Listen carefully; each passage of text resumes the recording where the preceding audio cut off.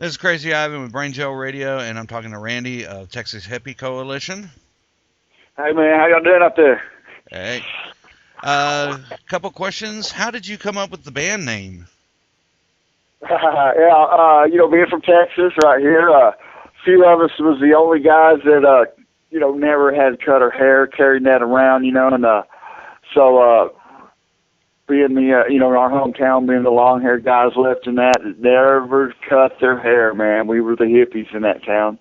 And Coalition, man, we just, from recruiting all the fans and just all the people, man, jumping on board, following us around, man. That's what, welcome to the Coalition, man. Join forces with us. All right. Right. Big Dad Rich, he was raised by kind of gypsy hippie parents too, man. So he was, younger days, just traveling all around, man. Oh, okay. And so he was that hippie mentality was kind of bred into him.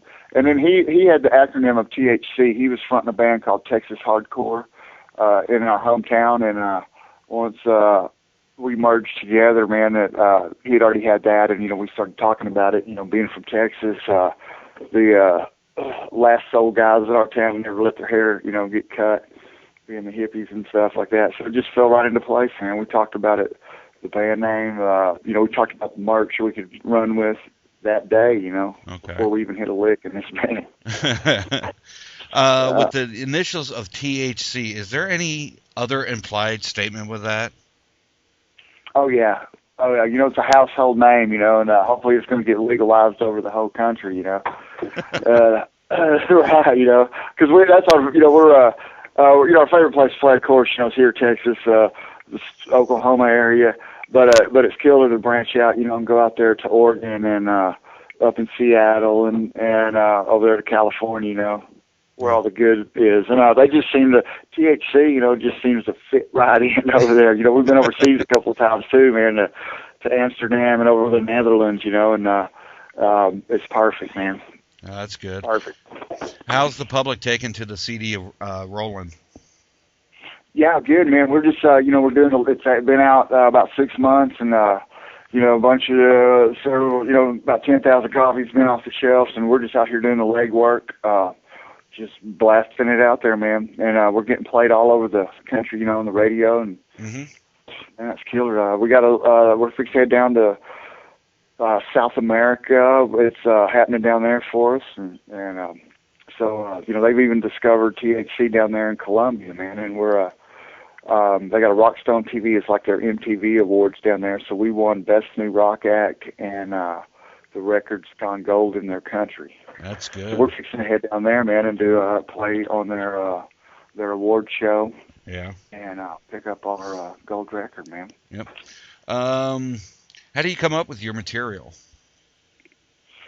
We just bouncing riffs off each other, between me, John, and Wes, the bass player, guitar player, we're always just bouncing, playing with each other, and a lot of downtime when you're out on the road, and so that's where a lot of the stuff's coming from.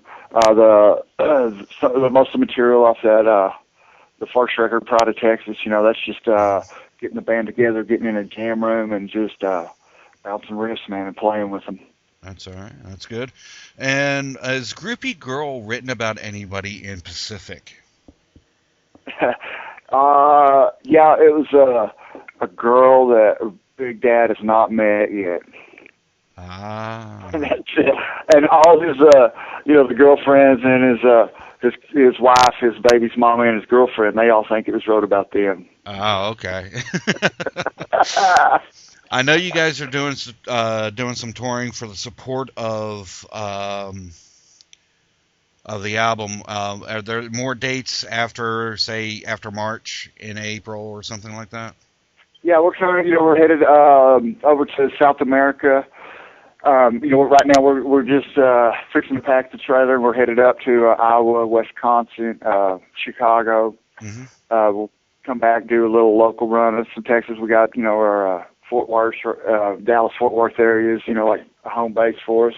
Okay. And so we'll be rolling through that. Let's see, we got the festival season coming up, so there's several different festivals across the country, and we're going to play one down in Brazil We got Rocklahoma coming up. You know, there was Motley Crue, White Snake, Black Label, you know, stuff like that. So yeah, that's right here in our neck of the woods. You know, this Texas, Oklahoma area. So that'll be a killer show for us. You know, that's when we really you know, we lit the fuse ourselves by putting out this Pride of Texas disc, and then once we met our management, Brad White, he's the guy responsible for Rocklahoma. So he put us on the bill, Rocklahoma 08, you know, and so we really put on a show there, man. That's really when we turned everybody on to it. We just blew that festival up, man. It was probably the most talked about band of that festival that year. Yeah.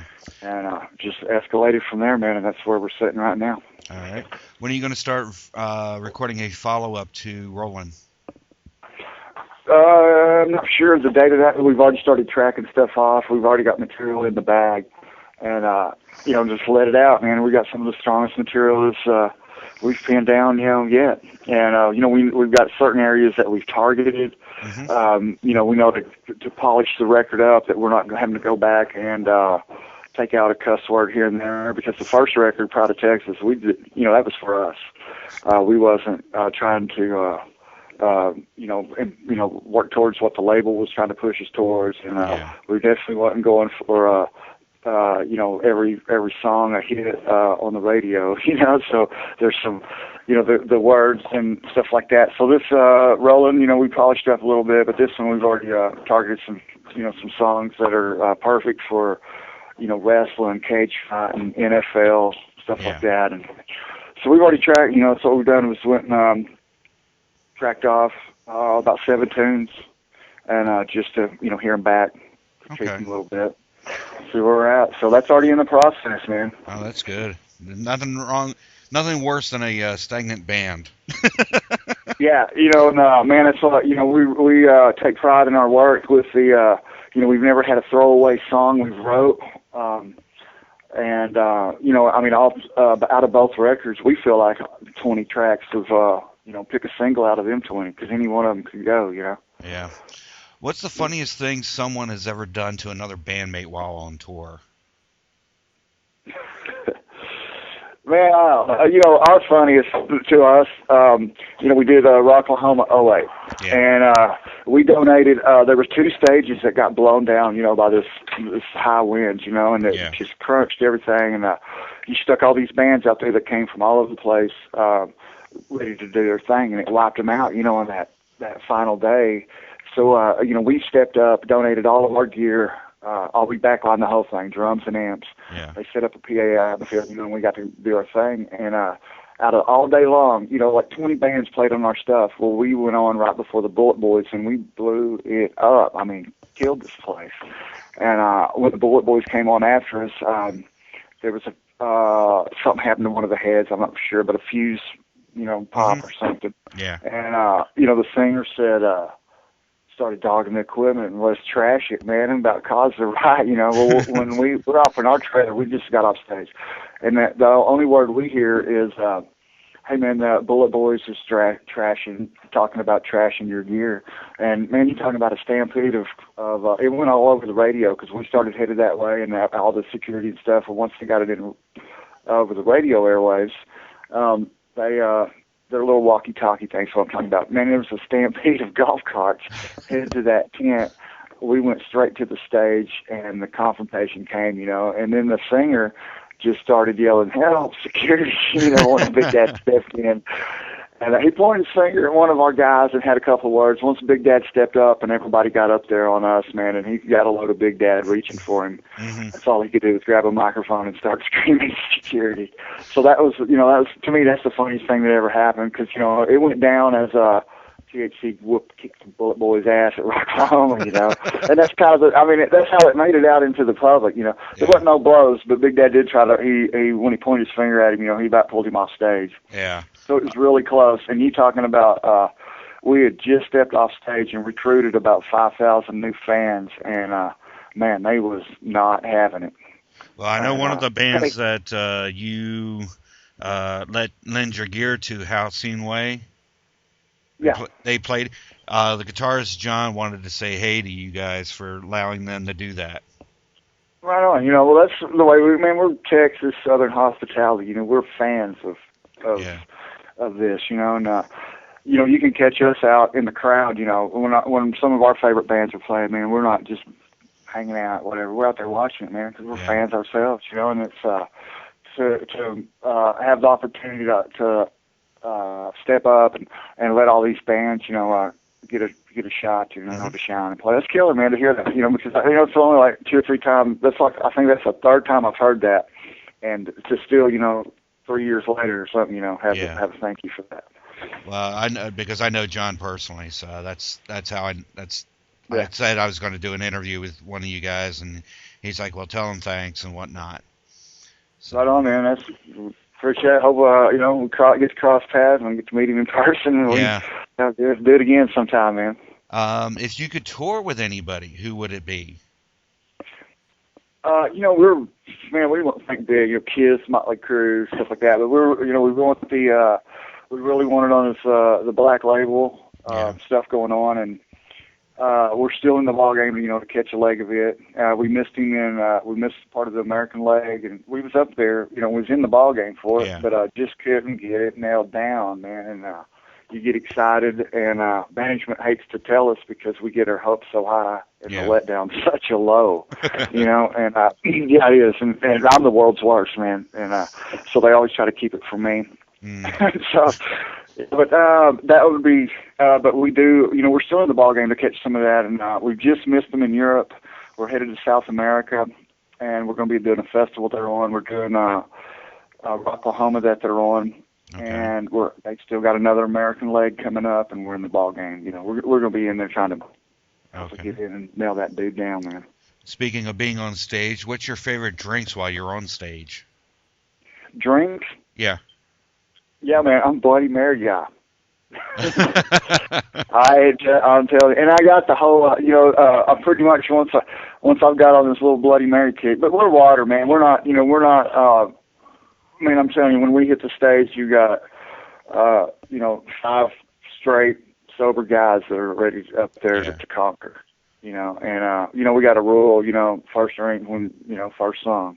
Yeah. Something like that. But we don't, you know, we don't have really big drinkers in here, but we are big smokers. Ah, okay. One of our DJs actually a couple of our DJs would fall into that category too. So.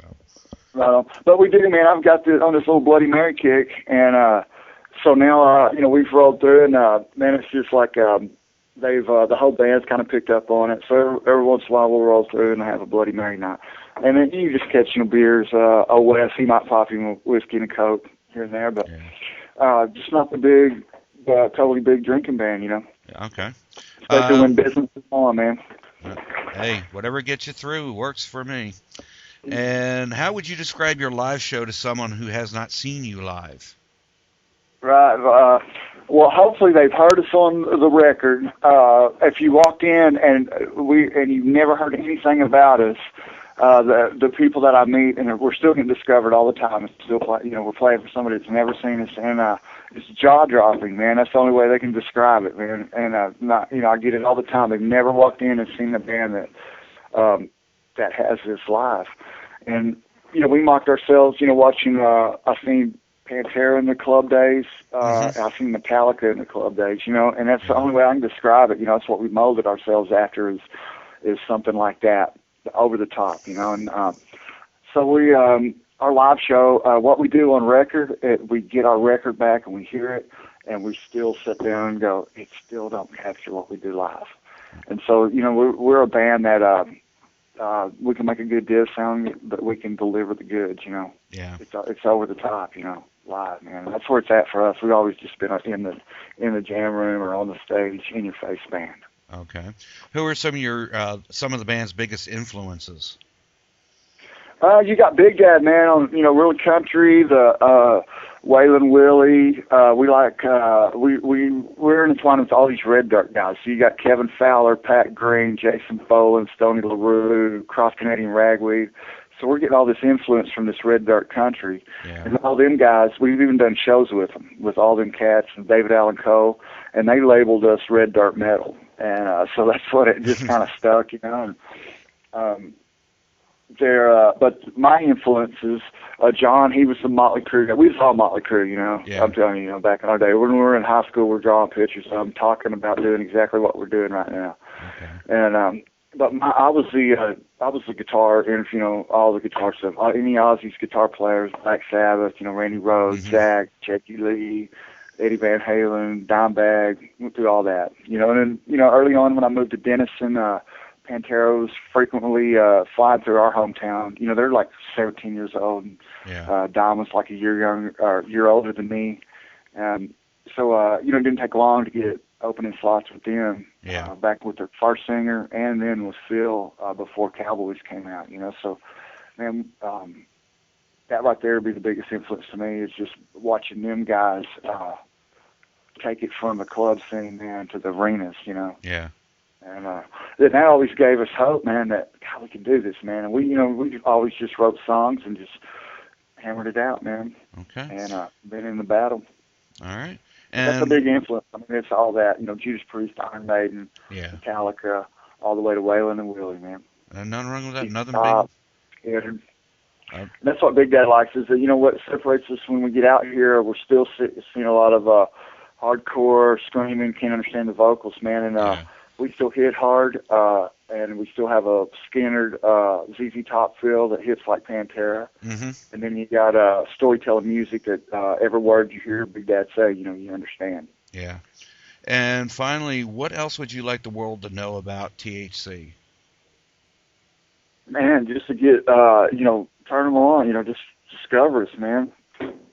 Get a listen to our music, you know, and just starting a kind of a whole new genre of something that's out here, man. And I think we think that it's been in the making for a while, man. I mean, when we first got this band together in '03, and we first penned these songs and was getting them out there before they was even recorded, you could see what we was doing in Dallas. I mean, it took us just a few shows to start headlining, and how bands went from hardcore bands to screaming, speed metal, tons of heavy riffs to bands started changing their format, you know, after us. And it didn't take a lot. We started seeing that movement instantly. We was pretty well, you know, was helping shut down the screaming emo, the kids in there, and got this thing up and rolling. And Dallas took off with it. And bands were popping up like us all the time, man. That's good. And luckily we got in there and, you know, set the course of it, because it was we was the you know, the staple band, the flagship band, throwing it down out there, man. And so it was just great timing, man, too. Yeah. But it took a while for it to catch. You know, you could see it. They're hungry for it. They're wanting it to where they were starving for it, you know. All right. Well, I want to thank you again for doing this interview.